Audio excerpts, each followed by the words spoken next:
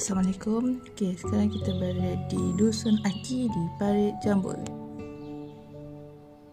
Kalau orang lain ambil air dari paip, kita level lain.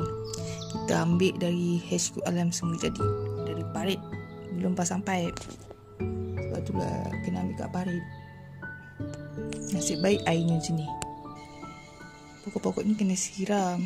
Kalau tak ni mati, tak mengasar lah kita. Okey, ni kita cabut-cabut rumput, bersih-bersihkan keliling pokok biar dia bersih sikit, biar tak semak. Kat tepi-tepi parit ni dah ditanam pokok kelapa, alhamdulillah hidup.